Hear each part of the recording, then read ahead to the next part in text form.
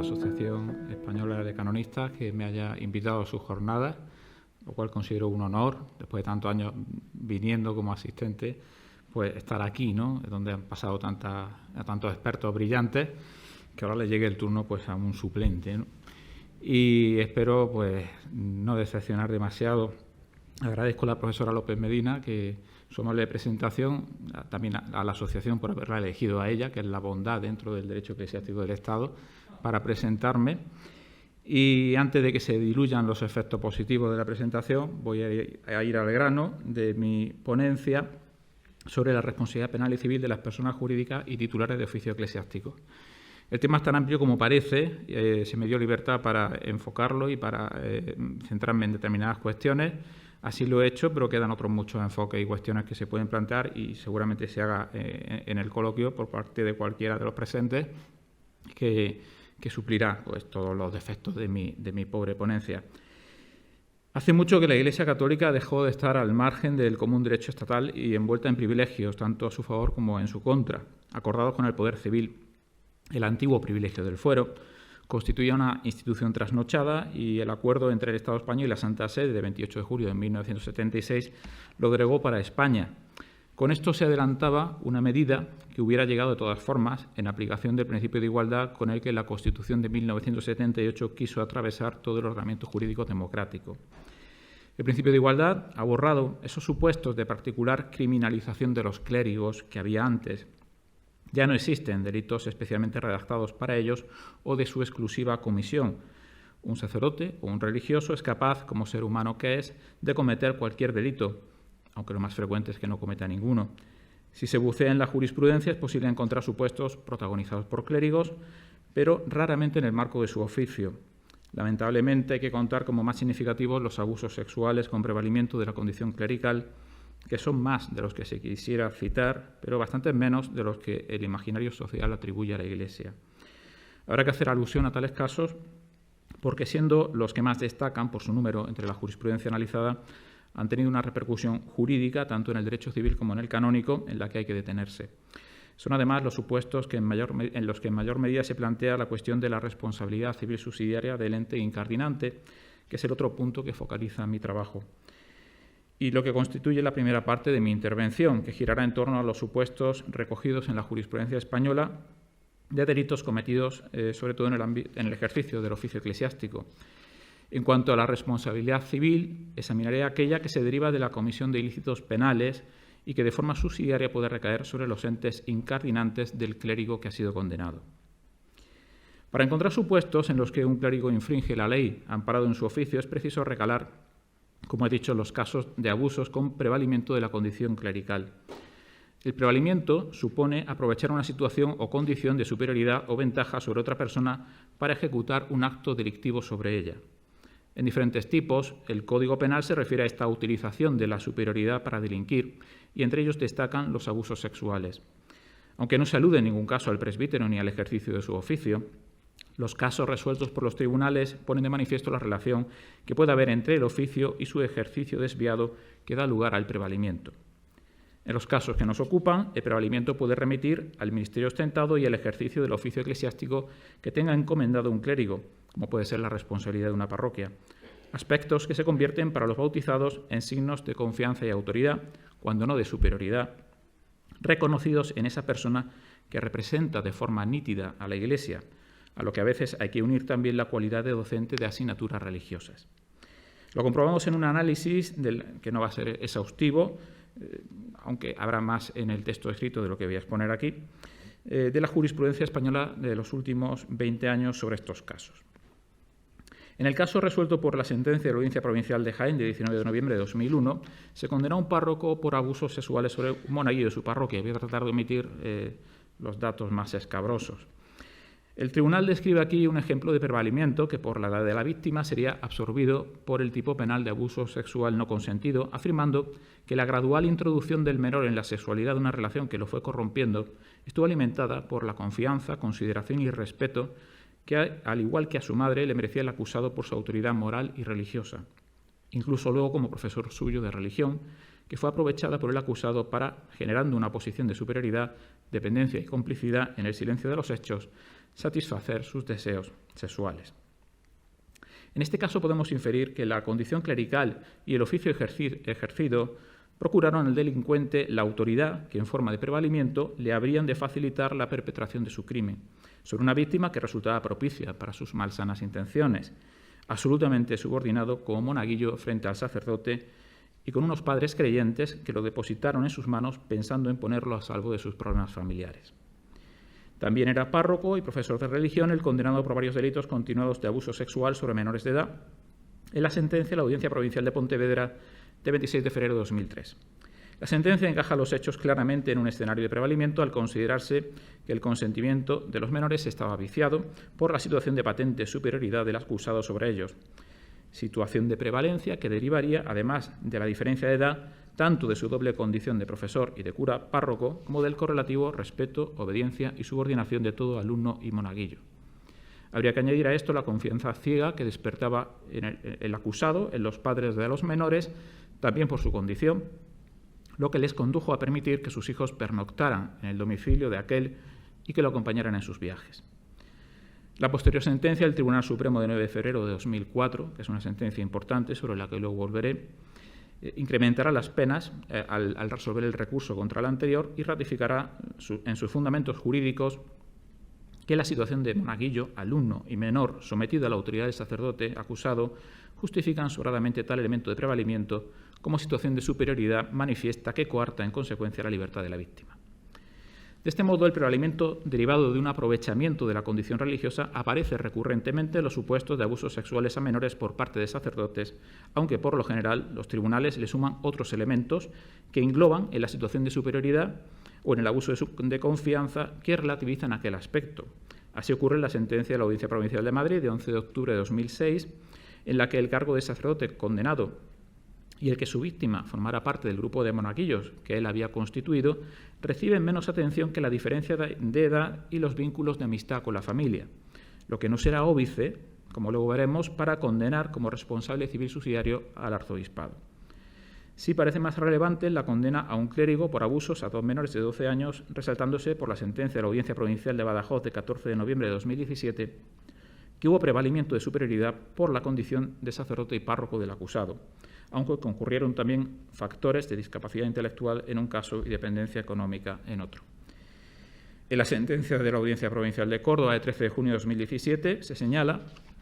que la agravación específica de la conducta se obtiene de la connatural situación de subordinación entre sacerdote y monaguilla, siendo factor decisivo la diferencia de edad y la especial relación de amistad que existía entre el acusado y la familia de la menor, añadiéndose después, curiosamente, que el hecho de ser el acusado sacerdote de la Iglesia Católica ni suma ni resta. Omitiendo otras, en la reciente sentencia de la Audiencia Provincial de Córdoba de 2 de diciembre de 2020, que condenó a un sacerdote como autor de 4 delitos continuados de abuso sexual sobre menores de 13 años, el tribunal no asocia en ninguna medida el prevalimiento a la autoridad propia del Estado clerical, sino que afirma únicamente que el acusado se aprovechó de la superioridad que le otorgó su condición de profesor y las circunstancias en que impartía las clases, solo con las alumnas, en dependencias en las que no resultaba frecuente que accedieran otros adultos. Como vemos, la posición de superioridad y confianza y la ventaja con que es aprovechada para la comisión de los delitos no derivan únicamente del factor religioso que podemos asociar al estado clerical o al oficio eclesiástico desempeñado, sino que concurren otros aspectos que son considerados por los tribunales en su conjunto, y sobre todo con un sentido utilitarista, sin especial atención a la dimensión sacra de funciones o lugares que a veces ni siquiera parece estimarse como relevante o no más relevante que cualquier otra circunstancia que pudiese haber surtido el mismo efecto facilitador del delito. Voy ahora con la responsabilidad civil subsidiaria del ente incardinante. Hay que decir que los tribunales españoles han exigido, en algunos de los casos de abusos que he mencionado, responsabilidad civil subsidiaria a entidades de la estructura jurisdiccional de la Iglesia por los ilícitos penales cometidos por clérigos incardinados en ellas por razón de su oficio. Esta responsabilidad civil subsidiaria por los daños y perjuicios derivados de una infracción penal va a alcanzar al ente incardinante del clérigo condenado, concretamente mediante una interpretación extensiva del artículo 123 del Código Penal, que señala como responsables civiles, en efecto de los que lo sean criminalmente, a las personas naturales o jurídicas en los casos de delitos cometidos en los establecimientos de los que sean titulares, cuando por parte de los que los dirijan o administren o de sus dependientes o empleados se hayan infringido los reglamentos de policía o las disposiciones de la autoridad que estén relacionados con el hecho punible cometido, de modo que éste no se hubiera producido sin dicha infracción. El hecho de que nuestra jurisprudencia haya dictaminado que la relación de los ministros religiosos con sus confesiones no es de carácter laboral, así lo ha dicho el Tribunal Supremo, solo ha servido, como vamos a ver a continuación, para descartar otros preceptos relativos a la responsabilidad civil subsidiaria que se contienen en este mismo artículo 120 del Código Penal, pero no ha impedido que se aplique su párrafo tercero, aunque no parezca en principio ajustarse mucho a la realidad eclesial. En el caso resuelto por la sentencia de la Audiencia Provincial de Pontevedra de 26 de febrero de 2003, que mencioné antes, se declaró la responsabilidad civil subsidiaria del Obispado de Tuy y Vigo, porque habría una relación de dependencia, según el tribunal, dada por el nombramiento del condenado como párroco y profesor de religión por parte del obispo. Y ello conduce a condenar al acusado a indemnizar en diversas cantidades a las víctimas con una confusa declaración de responsabilidad civil subsidiaria de la Iglesia Católica, que después se aclarará como concretada en la diócesis de Tuy y Vigo. En los recursos que se presentan contra esta sentencia, que son resueltos desestimados por el Tribunal Supremo en su sentencia de 9 de febrero de 2004, se aprovecha para aclarar, en primer lugar, que el motivo de declarar responsable civil subsidiario o el fundamento jurídico para declarar responsable civil subsidiario al obispado va a ser el artículo 123 del Código Penal que he leído antes. Y el argumento que esgrime el tribunal es que la responsabilidad que aquí se reconoce derivaría de la titularidad de los establecimientos donde se cometen los delitos o faltas, y los criterios en que se fundamenta serían los de culpa in eligendo y la culpa in vigilando. La clave que expone el Tribunal Supremo para la aplicación del párrafo tercero, conforme a su propia doctrina, es que la responsabilidad de las personas jurídicas como derecho civil resarcitorio surge a consecuencia de una infracción de las normas penales cometida en establecimientos de la titularidad de aquellas, no por quienes ejerzan funciones dirigentes o subordinadas para dichas entidades. No se considera relevante a estos efectos, que podría haber sido, la personalidad jurídica propia de la parroquia, sino la responsabilidad civil subsidiaria correspondería, en su caso, al obispo recurrente, por el hecho de la comisión de los delitos en lugares de su titularidad y por infracción de normas de control tanto de su esfera jurídica como de sus propios dependientes o empleados, en la terminología legal, que estaría referida en este caso a un párroco. Lo trascendente será en su caso que tal obispado tenga personalidad jurídica. Da igual que la tenga la parroquia, pero es importante que se reconozca al obispado como actitud para soportar un pronunciamiento civil condenatorio una vez cumplidos los demás requisitos. Y se recuerda, con remisión a la normativa canónica, que las facultades de control del obispado son muy amplias sobre las parroquias que de él dependen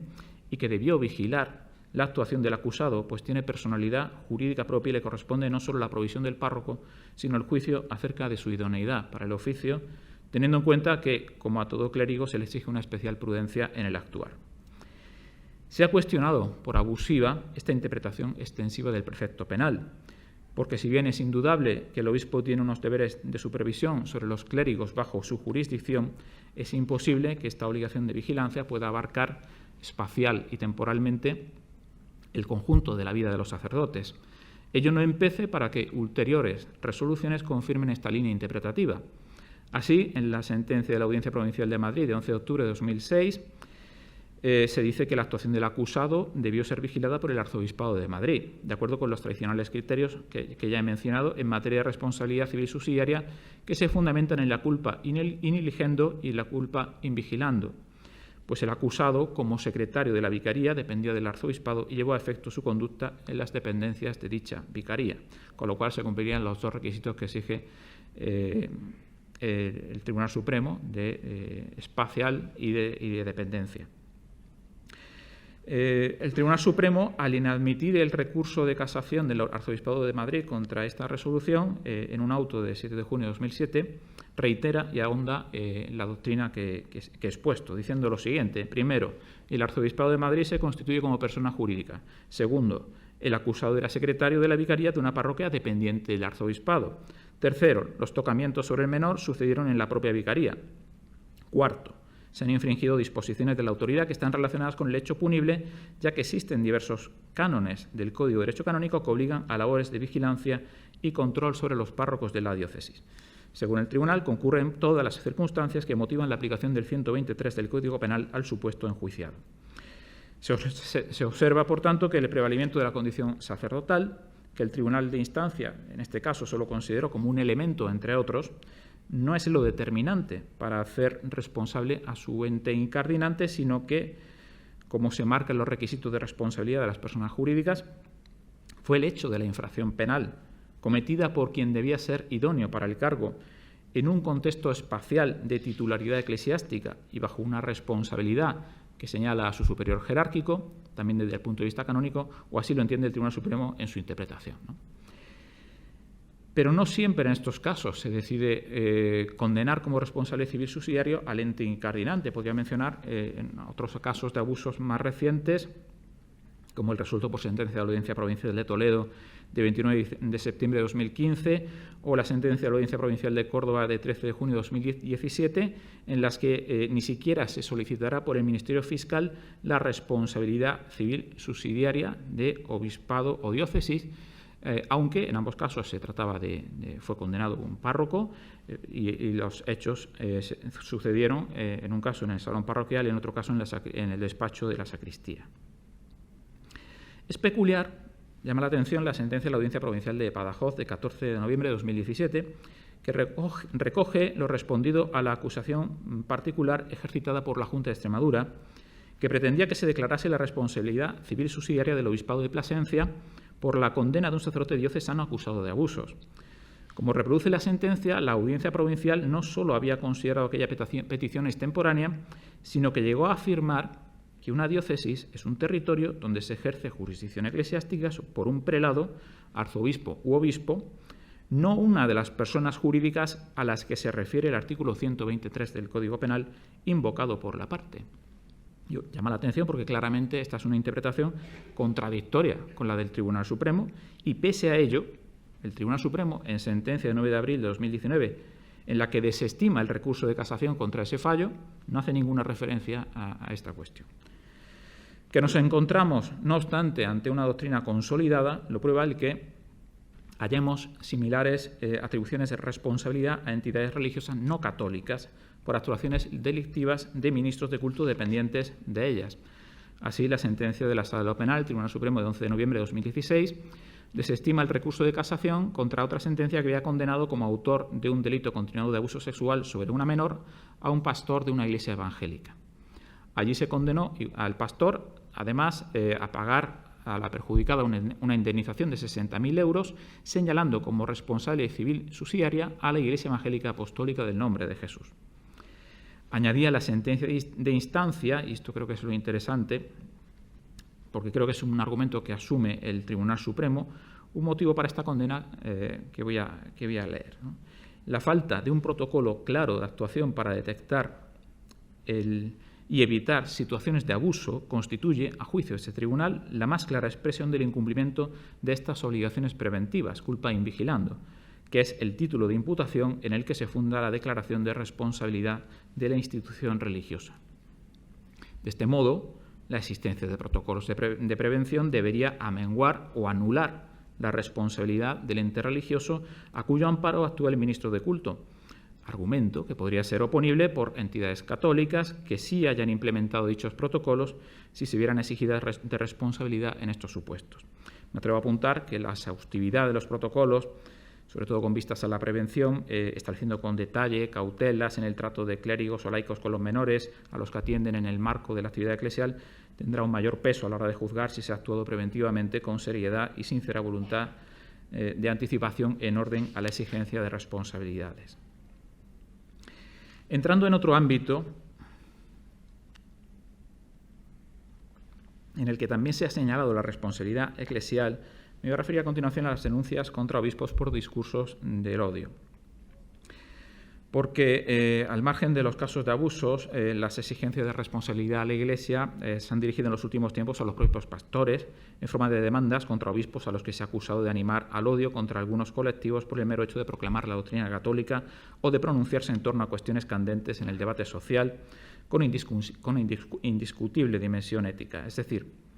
los supuestos delitos imputados a figuras destacadas de la jerarquía eclesial tendrían su origen en el ejercicio de su función magisterial, una de las actividades propias, de sus actividades propias que el Estado español reconoce, en especial a la Iglesia Católica, en el marco de su misión apostólica y cuyo ejercicio garantiza de forma libre y pública conforme al artículo 1.1 del Acuerdo sobre Asuntos Jurídicos con la Santa Sede. De este modo se presentaron acusaciones, por ejemplo, contra el obispo de Alcalá de Henares, Monseñor Reis Pla, con motivo de las afirmaciones contenidas en la homilía que pronunció en la liturgia de los oficios de Viernes Santo el 6 de abril de 2012. A raíz de aquello se produjo una denuncia por supuesta comisión del delito previsto en el artículo 510 del Código Penal contra el obispo, que fue resuelta por auto de juzgado de instrucción de Alcalá de Henares de 10 de julio de 2012, estimando que las palabras del obispo no podían encuadrarse en los supuestos tipificados en aquella disposición y que se encontraban amparadas por la libertad de expresión y la libertad religiosa,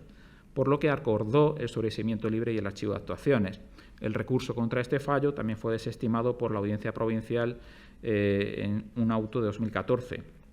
Nuevamente, el obispo de Alcalá de Henares se vio envuelto en acusaciones a raíz de un artículo publicado con motivo de la retirada por parte del Gobierno de España del proyecto de reforma de ley del aborto, en el que hacía una crítica a los políticos en el poder y en la oposición y, de acuerdo con la doctrina católica, una valoración muy negativa de la práctica abortiva.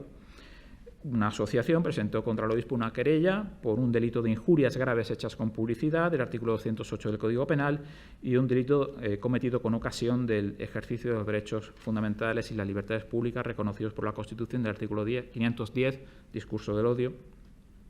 El juzgado de instrucción de Alcalá de Henares, en auto de 17 de diciembre de 2015, decidió no admitir la querella a trámite, considerando que no habría delito y que las declaraciones del obispo estarían amparadas por los derechos de libertad de expresión y de libertad religiosa,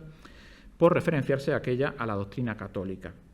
El recurso de apelación fue desestimado por la Audiencia Provincial de Madrid nuevamente y en su auto de 11 de julio de 2016 afirma que un representante de la Iglesia Católica tiene todo el derecho a recordar la doctrina sobre el derecho a la vida y cuestiones anejas, aunque los discrepantes se sientan concernidos. También se ha visto acusado ante los tribunales españoles el cardenal arzobispo de Valencia, Monseñor Antonio Cañizares. En su caso, diversas declaraciones en defensa de la familia y en contra de la ideología de género hicieron arreciar contra él críticas de todo tipo. El resultado más concreto fueron 2 denuncias, por las que voy a pasar muy rápidamente, por discurso del odio. La primera de ellas fue sobreseída por el juzgado de instrucción de Valencia. El recurso contra este fallo fue desestimado y confirmado la resolución recurrida por la Audiencia Provincial de Valencia. Hubo otra denuncia de otro colectivo que siguió el mismo camino, ¿no? En todos estos casos que me he referido brevemente, encontramos fundamentos suficientes para respaldar el rechazo de las demandas contra los obispos, pues al margen de que las imputaciones que se les atribuían no encontraban ningún apoyo en la realidad de los hechos, sus pronunciamientos estaban amparados por la libertad religiosa, de la que la Iglesia es titular a nivel colectivo, y dentro de ella por la libertad de expresión de los líderes religiosos, que les permite guiar y orientar a su grey, y por el derecho a divulgar y a propagar su propio credo, que le reconoce el artículo 2.2 de la Ley Orgánica de Libertad Religiosa. Al margen de algún otro supuesto peculiar, como el de los miguelianos, que voy a omitir aquí, pero me refiero a él en el texto escrito, en este campo también se suscita la cuestión de si podría derivarse una responsabilidad para la Iglesia a partir de una actuación de los tribunales eclesiásticos. Hay que tener en cuenta que la mayor parte de los procesos que se llevan a cabo en estos tribunales se refieren al matrimonio canónico, como bien saben todos los que están aquí, mucho mejor que yo, y afectan a laicos sobre los que pueden recaer valoraciones o declaraciones que les hagan sentirse ofendidos o culpados de conductas incluso delictivas. Se podría plantear si a partir de las actuaciones reflejadas en las actas o en el texto de las sentencias dictadas, podrían promoverse causas en contra de la Iglesia por responsabilidad relacionada con lo que en esos documentos, que son secretos o tienen una publicidad limitada, se ha hecho constar. No es fácil apreciar esto, salvo por la vía de la hipótesis, por lo menos para mí, pues tales afirmaciones que un particular pudiese entender ofensivas o calumniosas, aceptadas por el tribunal eclesiástico como válidas o veraces, deberían tener una trascendencia pública para producir dichos efectos. Se puede quizá ilustrar con un caso que pasa cerca de estas cuestiones, aunque no inculpe a la Iglesia directamente. Esto es una elección personal de haber elegido este caso para tratar de ilustrar este tema. Se trata de la repercusión que tuvo una sentencia de nulidad dictada por el Tribunal Eclesiástico del Arzobispado de Sevilla, que declaró la invalidez del matrimonio de un famoso torero, y en la que se afirmaba que había sido infiel a su esposa, que la había abandonado y que se habían acreditado sevicias contra ella. La resonancia que tuvo el caso fue debida a las declaraciones de un abogado en un programa televisivo, en las que parece que trató de quitar hierro a la actuación del torero, diciendo que no era una conducta delictiva, ¿no? La mujer pues se sintió ofendida, o llamada embustera o mentirosa por lo que ella había declarado en el proceso, e interpuso una demanda contra el abogado por considerar que había existido una intromisión ilegítima en su derecho al honor. El caso se resuelve en apelación por sentencia de la Audiencia Provincial de Sevilla de 24 de febrero de 2009, que recuerda que el Estado español reconoce plenos efectos a la sentencia del Tribunal Eclesiástico, pero referido exclusivamente al matrimonio en sí, es decir, a concederle efectos civiles a la separación o nulidad decretada, pero ninguna otra cuestión es reconocida ni tiene trascendencia jurídica. Por tanto, según el Tribunal, todas las declaraciones que contenga esa sentencia eclesiástica se refieren a la existencia de las causas que provocan la separación o nulidad, y a estos únicos efectos se analizan. Aunque el supuesto no coincida con la cuestión que convoca nuestro interés, creo que de él se pueden inferir algunas respuestas a la hipótesis planteada, porque no es el juicio de la Iglesia lo que aquí se cuestiona y es objeto de demanda, sino el haber aireado públicamente una valoración con la que la demandante no está de acuerdo, lo que la lleva a acusar al autor de la divulgación. Pero en ningún momento la Iglesia será inculpada por la afirmación motivo de la polémica, sino la persona que la divulga. De este modo, la revelación de informaciones obrantes en un proceso eclesiástico solo sería imputable a los autores de la difusión. En otro caso, se dirige una querella por presunto delito de descubrimiento y revelación de secretos, que fue desestimada por el auto de la Audiencia Provincial de Vizcaya de 13 de abril de 2011 y que fue presentada contra quien reenvió a los padres de la querellante el informe médico-psicológico sobre ella, que se había presentado en un proceso de nulidad matrimonial seguido en el Tribunal Eclesiástico. No parece, por tanto, que se pueda imputar responsabilidad a la Iglesia por lo que se manifiesta o acaba constando en un proceso ante los tribunales eclesiásticos si se hace en busca del propósito que aquel persigue. Cuestión distinta será el empleo que se puede hacer de tales contenidos por parte de personas que tengan acceso a ellos. Entrando en la otra parte de mi intervención, que voy a tratar de abreviar, que ya es el punto de vista de la Iglesia en cuanto a la colaboración con el Estado, sobre todo en la cuestión de los abusos. Es cierto que volvemos a ese tema, pero es que es una crisis que ha colocado a la Iglesia con un protagonismo desmesurado en el centro de este grave problema social, y la percepción de que no estaba haciendo lo suficiente para atajarlo ha llevado a que esta institución se replantee la responsabilidad que debe asumir ante el Estado y la sociedad por los crímenes cometidos por algunos de sus miembros. Hay varios aspectos a considerar en este sentido. En primer lugar, las directrices eclesiásticas para la colaboración con las autoridades civiles. En el ámbito universal han abundado las disposiciones pontificias. Podría mencionar la Carta Circular de la Congregación para la Doctrina de la Fe, subsidio para las conferencias episcopales en la preparación de líneas guía para tratar los casos de abuso sexual de menores por parte del clero de 3 de mayo de 2011. Un documento que insiste en que siempre que se atribuyan hechos de este tipo a un clérigo o a cualquier otro cooperante de la Iglesia, se atienda a lo dispuesto civilmente sobre remisión de los casos a las autoridades competentes, ¿no? A raíz de este documento, pues se elaboraron líneas guía por parte de las diócesis, y en este marco podríamos encajar los protocolos que la Conferencia Episcopal Española aprobó en 2010, los conocidos protocolos de actuación de la Iglesia en España para tratar los casos de los delitos más graves cometidos contra la moral por parte de clérigos, y el protocolo de actuación según la legislación del Estado, que se encuentran actualmente en proceso de sustitución por un nuevo texto en el que se lleva trabajando desde 2018, para el que se ha planteado, si no lo he entendido mal, su aprobación como decreto general con carácter normativo para toda la Iglesia en España. Bueno, pues a partir de todas estas directrices generales, las diócesis también han comenzaron, porque ya creo que todas lo han llevado adelante, a aprobar sus propios protocolos para tratar de prevenir los abusos y regular la actuación procedente ante los casos que no hayan podido evitarse. Allí queda reflejado, entre otros aspectos importantes, pues la referencia a la Ley 26/2015, de 28 de julio, de modificación del sistema de protección de la infancia y a la adolescencia, o Ley del Menor, que constituye, junto a las previsiones del Código Civil en esta materia, el principal marco regulador de los derechos de los menores de edad. Esta ley establece el deber y la obligación que tienen todas las personas, especialmente las que trabajan con menores,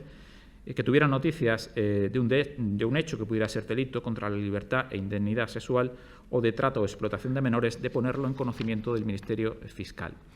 Con todo ello se pone de manifiesto la voluntad eclesial de colaborar, algo que por su defecto a veces se ha reprochado a las diócesis y que, entre otros aspectos, les ha supuesto la exigencia de responsabilidad ante las autoridades civiles. El segundo punto que quiero tratar aquí es la posición de la Iglesia en cuanto a la responsabilidad civil subsidiaria derivada de delitos cometidos por sus miembros. Hemos visto que dice el ordenamiento civil. ¿Cuál es la postura de la Iglesia? Bueno, pues esta responsabilidad civil derivada de delito, a menudo repercutida en los entes eclesiales, constituye otro aspecto que se ha expandido con el escándalo de los abusos, hasta tal punto que el Consejo Pontificio para los Textos Legislativos publicó, con fecha de 12 de abril de 2004, la nota explicativa «Elementos para configurar el ámbito de responsabilidad canónica del obispo diocesano respecto de los presbíteros incardinados en sus diócesis y que ejercen en ellas un ministerio», en la que se explica la naturaleza de la relación de subordinación entre el presbítero y el obispo diocesano, surgida de la ordenación y la incardinación, y que sería incomparable con la dependencia que en la sociedad civil se da en la relación entre empleador y empleado, ya que el fundamento de aquella otra no radica únicamente en el deber de obediencia requerido, sino en razón del ministerio que realiza en comunión jerárquica con su obispo. De ahí que el documento concluya que el obispo no sería jurídicamente responsable de los actos delictivos de sus sacerdotes, sin perjuicio del deber de vigilancia y cuidado. Como es lógico, la Iglesia trata de evitar que se le imputen responsabilidades por hechos que no ha podido evitar. Por eso, los protocolos diocesanos suelen incorporar modelos de documentos de responsabilidad personal para ser firmados por sacerdotes y laicos colaboradores. Estos documentos de asunción de responsabilidad, unidos a las disposiciones de los protocolos, permiten tomar plena conciencia a los clérigos de su responsabilidad ante los hechos que se les pueden imputar, extremando las precauciones para que no se pueda ni siquiera inducir a confusión sobre su comportamiento. Pero también pueden impedir, y es a lo que apunta su redacción, que se atribuya a la entidad eclesiástica incardinante una responsabilidad civil subsidiaria por considerarse que no ha cumplido sus funciones de vigilancia, pues por muchos medios que se pongan siempre puede haber hechos que escapen a su control. En este sentido, el reciente Vademecum sobre algunas cuestiones procesales ante los casos de abuso sexual a menores cometidos por clérigos, publicado el 16 de julio de 2020 por la Congregación para la Doctrina de la Fe,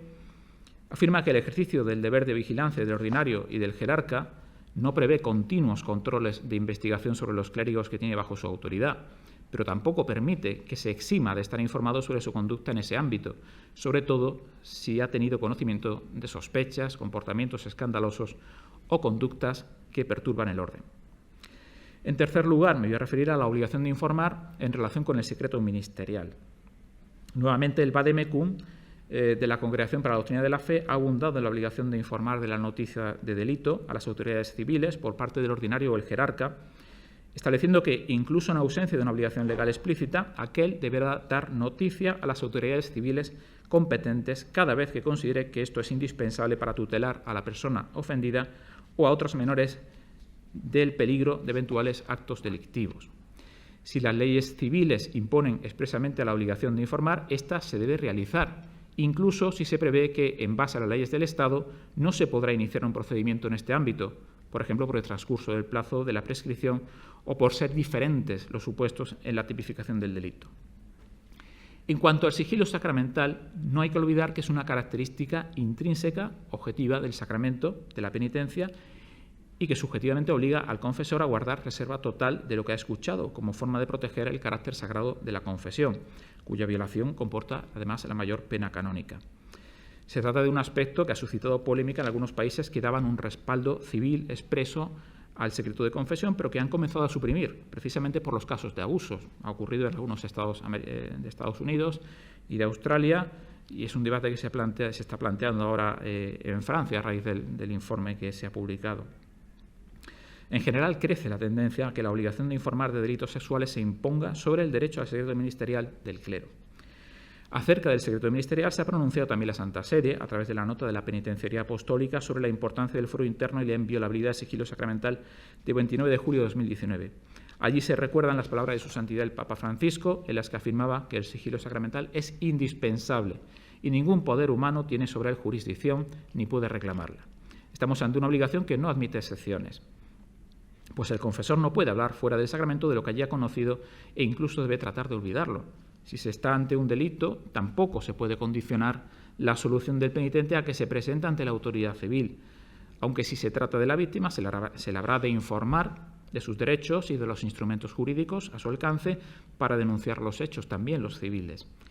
Pero no se abre ningún resquicio para exceptuar el sigilo, y así lo afirma la nota rotundamente. Toda acción política o iniciativa legislativa destinada a forzar la inviolabilidad del sigilo sacramental constituiría una inaceptable ofensa a la libertas ecclesiae, que no recibe su legitimación de los Estados, sino de Dios. Constituiría igualmente una violación de la libertad religiosa de la que obtiene su fundamento jurídico. Cualquier otra libertad, incluida la libertad de conciencia de los ciudadanos, ya sean penitentes o confesores. Se añade otro importante recordatorio, y es que la defensa de la inviolabilidad del sigilo sacramental incluye la disponibilidad al martirio. Una instrucción de su santidad Papa Francisco de 6 de diciembre de 2019 sobre la confidencialidad de las causas pues incide en esto. Voy a ir abreviando porque veo que ya veo el papelito amenazador. Bien. Como conclusión de este aspecto, que desarrollo más en el texto escrito, hay tiempo, 5 minutos de verdad. La obligatoriedad de la denuncia, si se plantea como un deber insoslayable, que no cede ni siquiera ante el sigilo sacramental, se confrontaría con la protección de la libertad religiosa, tanto respecto del confesor, obligado canónicamente a guardar silencio, como de la Iglesia Católica, que actúa en virtud de su autonomía organizativa y dentro de la dimensión colectiva de la libertad religiosa. El último punto, que es un punto que he tenido que añadir de última hora, por la que la actualidad me ha exigido a ello, es sobre la exigencia de responsabilidad a la Santa Sede. Y es que el escándalo de los abusos en la Iglesia Católica ha alcanzado tales dimensiones que incluso se han registrado intentos de exigir responsabilidades de carácter indemnizatorio a la Santa Sede, al Estado de la Ciudad del Vaticano o directamente al Santo Padre como cabeza de la Iglesia Católica. Así se ha visto en algunos casos en Estados Unidos, en los que las denuncias tropezaron con el reconocimiento de inmunidad de jurisdicción de un Estado soberano sobre otro. Y más recientemente se ha comprobado también en Europa, en un caso en Bélgica, en que un grupo de sobrevivientes de abusos que señalaban a la Santa Sede como autoridad principal con respecto a las acciones y omisiones de obispos y superiores religiosos y que consideraban que podían ser indirectamente responsables de los delitos supuestamente cometidos por ellos, ¿no? Pues se dirigieron a los tribunales belgas, ejercitando acciones de responsabilidad civil contra la Santa Sede y líderes de la Iglesia Católica en aquellos tribunales, obteniendo como respuesta de estos que no tenían jurisdicción sobre el Vaticano. A la vista del rechazo, a nivel interno, presentaron una demanda por la supuesta violación de sus derechos jurisdiccionales ante la Corte de Estrasburgo, el Tribunal Europeo de Derechos Humanos. En la sentencia que este tribunal ha dictado en el asunto JC y otros contra Bélgica el 12 de octubre pasado, ha declarado que no hubo violación del derecho de acceso a un tribunal reconocido en el artículo 6.1 del Convenio Europeo. La Corte observa que en este caso se diferencia de otros parecidos que ya había resuelto en relación con la inmunidad del Estado, en que ahora se plantea por primera vez la cuestión de la inmunidad de la Santa Sede. Recuerda que, al igual que Bélgica, el propio Tribunal Europeo ha reconocido que la Santa Sede tiene características comparables a las de un Estado, de que el Tribunal de Apelación de Gante dedujera que la Santa Sede disfrutaba en principio de inmunidad jurisdiccional, que es algo que se consagra en el derecho internacional. Lo que la Corte Europea trata de determinar es si esa postura supuso una restricción desproporcionada del derecho de acceso a un tribunal, pero considera, analizando la respuesta de los tribunales belgas, que su apreciación no fue arbitraria o manifiestamente irrazonable, que los demandantes todavía gozaban de alternativas internas para satisfacer sus pretensiones, incluyendo algún recurso que todavía está en curso, valga la redundancia, y que el fracaso de algunas acciones era más bien el resultado de unas determinadas opciones procesales que se revelaron erróneas. Teniendo en cuenta todo ello, el Tribunal Europeo considera que el rechazo por parte de los tribunales belgas de su competencia para conocer la acción de responsabilidad civil interpuesta por estos demandantes no se apartó de los principios del derecho internacional. Por tanto, no hubo restricción del derecho de acceso a un tribunal y declara por 6 votos contra 1 que no ha habido violación del artículo 6.1 del convenio, porque la concesión de inmunidad jurisdiccional a la Santa Sede no privó a los demandantes de su derecho de acceso a un tribunal. No sabemos todavía si habrá un recurso contra esta sentencia, porque estamos en plazo de que lo haya, y al haber un voto disidente que argumenta distintas cosas, pues quizá podría darse pie a un recurso ante la Gran Sala. Concluyo. En la actualidad, diversos frentes se abren a la exigencia de responsabilidad por delitos a la Iglesia Católica. Por un lado, el vinculado a la crisis de los abusos cometidos por algunos clérigos, que no solamente señala las responsabilidades que derivan del crimen en sí y la civil y subsidiaria, sino otro flanco que empieza a ser atacado, el de la obligación de denunciar, obviando incluso el secreto sacramental. Distinto frente, que no es nuevo, pero que cada vez proyecta sombras más amenazantes, es el de las denuncias por supuestos delitos atribuidos a representantes de la jerarquía eclesiástica por el hecho de haber expuesto públicamente la doctrina católica en cuestiones morales que son intocables para ciertos postulados ideológicos. En cuanto al primer tema, todavía candente, no se puede argumentar que las entidades eclesiásticas incardinantes del clérigo, titular de un oficio que sea culpable de abusos, no tengan responsabilidad por los delitos cometidos. Y a la vista está que la Iglesia no ha cesado en su empeño de poner medios para impedir estos hechos criminales, para aplicar sus normas y su propia justicia y para colaborar con la jurisdicción civil, además de atender de diversas maneras a las víctimas. Pero tampoco se puede decir que su responsabilidad sea fatal e inevitable siempre que un clérigo cometa un crimen, porque ni el mejor de los controles puede lograr que la idoneidad de las personas sea siempre acertada, perfecta e inmutable, o que el deber de vigilancia sobre ellas deba abarcar su vida completa sin descartar los momentos y espacios más privados. Medidas que se podrían llamar de cautela o prevención en la elección y la formación de las personas ya se llevan implementando mucho tiempo. Los protocolos de actuación en los casos de abusos no solo se impulsan, sino que no dejan de revisarse y se plantean otras medidas, como contratos con aseguradoras u otros procedimientos, como las estrategias de cumplimiento corporativo, que no pretenden tranquilizar ante el crimen, sino garantizar que las entidades eclesiásticas puedan asumir responsabilidades incluso en casos de difícil previsión, porque no siempre es posible prevenir y evitar todo mal, aunque ese sea el objetivo al que se aspira. La superación de las regulaciones especiales del pasado ha supuesto que se aplique a la Iglesia el derecho común en cuanto a delitos cometidos por clérigos en el ejercicio de su ministerio. Pero el recurso a los preceptos comunes no puede obviar las peculiaridades que comparecen cuando se trata de la Iglesia y que se refieren a la naturaleza de las relaciones internas del clero con sus entes incardinantes o a la afectación de la libertad religiosa en lo que respecta a la enseñanza de su doctrina o al sigilo sacramental. Desde la perspectiva del derecho eclesiástico del Estado, que es a lo que me dedico, he tratado de incorporar esa sensibilidad hacia lo religioso que debe tener también un valor a la hora de aplicar las normas iguales para todos, pero teniendo en cuenta a cada uno. Muchas gracias.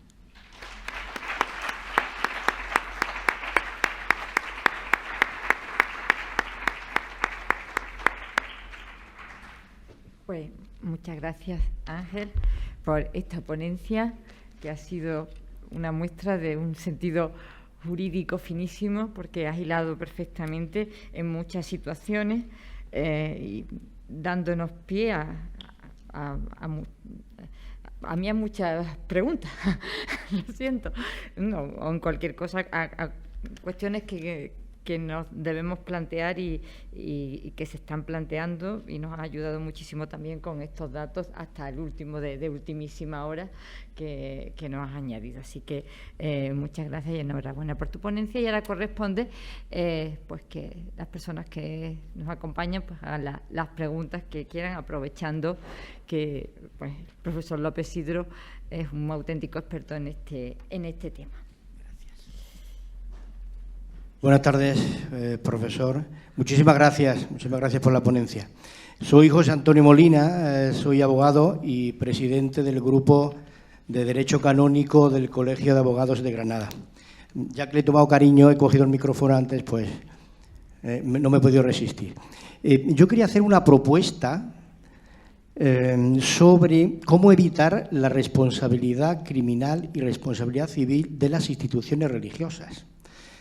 En el Código Penal, en el artículo 31 bis, establece una responsabilidad criminal, concretamente por unos requisitos y unos delitos cometidos por las entidades religiosas y las hace responsables criminalmente. Perdón, no cometidos por las entidades religiosas, sino cometidos por los trabajadores o administradores de las entidades religiosas. Y el canon, si no recuerdo mal, 1884, nos habla de que los administradores de las entidades religiosas tienen la obligación de cumplir tanto las normas civiles como canónicas. Bueno, yo me quiero referir concretamente a la figura del compliance officer, es decir, el oficial de cumplimiento. Mi propuesta es establecer que no solamente las entidades religiosas, ya se está haciendo en las empresas civiles. Es decir, establecer un oficial de cumplimiento en las entidades religiosas que sea una figura independiente y que establezca o examine el funcionamiento de esa entidad religiosa, analizando los riesgos de comisión de delitos, estableciendo unos protocolos de actuación y, lo más importante, controlar que se cumplen esos modelos, que es que nos exige lo que nos exige la jurisprudencia del Tribunal Supremo. Bueno, esta propuesta, pues yo quería pues recabar su opinión sobre el mismo. Reitero el agradecimiento. Muchas gracias. Agradecimiento el mío, don José Antonio, que ya ha tenido la paciencia de oírme varias veces hablar de este tema y siempre aprendo yo más de él. Efectivamente, el tema de compliance está ahí. Bueno, no me lo planteé inicialmente cuando se me propuso esta ponencia. No estaba tan candente hace 2 años. Hay que recordar que todo esto viene de 2 años atrás, ¿no? Y elegí otro enfoque distinto, ¿no? Y luego he visto que el compliance iba creciendo, ¿no? Y casi devorando mi ponencia, pero no cambié, porque entonces ya sí que me hubiera desbordado totalmente. Entonces eso da para otra ponencia distinta, completa, y posiblemente en otras próximas jornadas se dé esa ponencia, ¿no? No he buceado mucho en el tema del compliance. Me parece muy interesante. En definitiva, estamos hablando de una estrategia de actuación que, aunque algunos la señalan como un lavado de cara, pues yo creo que es una cosa, si se hace profundamente, pues muy interesante. Y efectivamente, pues los protocolos es que encajan exactamente en esto, ¿no? En la figura del compliance, ¿no? Pero que irían más allá, ¿no? Y se puede aprender de la empresa y bueno, yo no lo he estudiado a fondo, tengo que reconocer que la figura del oficial pues no la he estudiado. Pero creo que las diócesis o algunas diócesis están ya dándole muchas vueltas a esto. Me parece un tema muy interesante. Todo lo que venga a ayudar a evitar, a prevenir, a impedir que sucedan estas cosas, en la medida de lo posible, que siempre pues habrá casos que no se puedan evitar, pues bienvenido sea desde mi punto de vista. Por lo menos que se estudie, que no se descarte absolutamente nada. Es lo que humildemente pienso. Allá al fondo.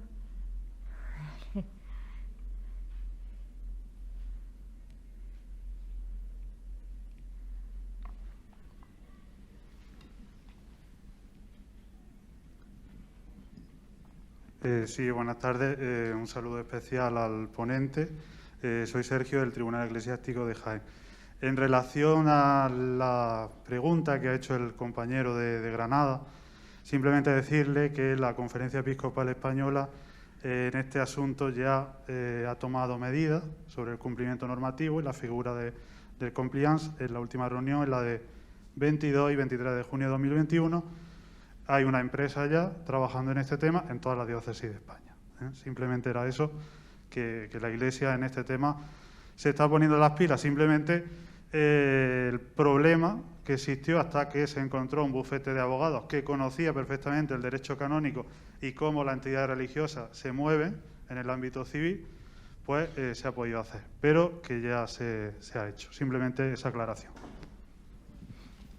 Gracias. No me he actualizado totalmente en este tema porque, bueno, yo olvidé dar gracias a Dios al principio porque podamos estar aquí, que creo que después de 2 años de demora, pues es para agradecer. Y yo egoístamente también quería agradecerle el que no tenga que seguir actualizando esta ponencia, porque la sentencia de la semana pasada me pilló un poco por sorpresa. Y también estaba pendiente de si se revisaban o no revisaban los estatutos, los protocolos de la Conferencia Episcopal, y de pronto me metí un día en la página y vi aquello totalmente cambiado y casi me daba un infarto, ¿no? Y ya hago alguna mención a esos cambios en el texto escrito, pero desde luego no he podido entrar en todo lo nuevo que hay, ¿no? Y desde luego es un punto, además son puntos de partida, es decir que sería absurdo meterme ahora porque ese algo se está creciendo y se está desarrollando, ¿no? Ya digo que en un futuro se estudiará seguramente. Muchas gracias, Sergio.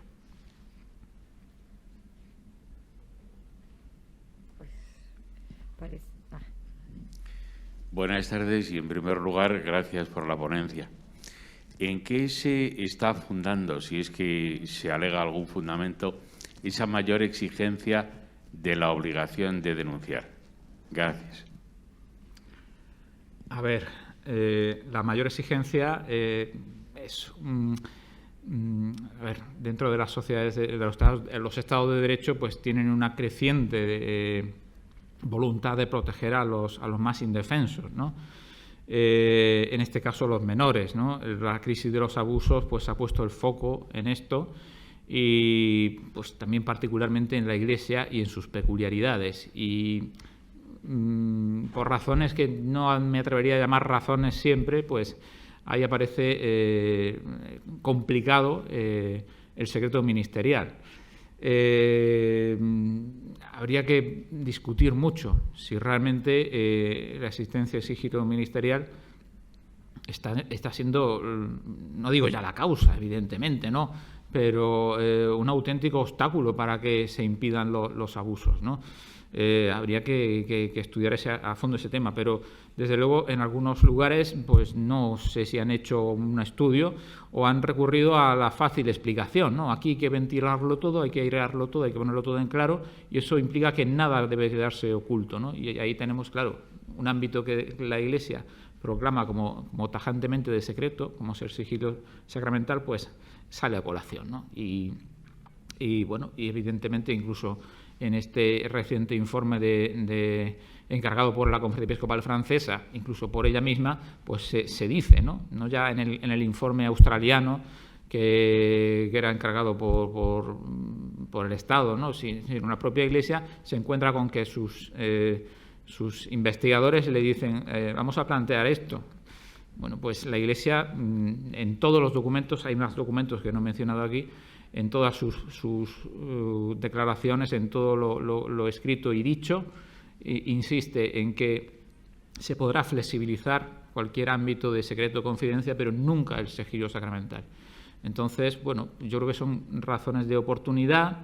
aprovechada, quizá que con algún elemento anticlerical en algún caso, otras veces por una errónea percepción de que eso está siendo excusa para propiciar los abusos, pero ahí está. Ahora mismo no se quiere dejar nada fuera de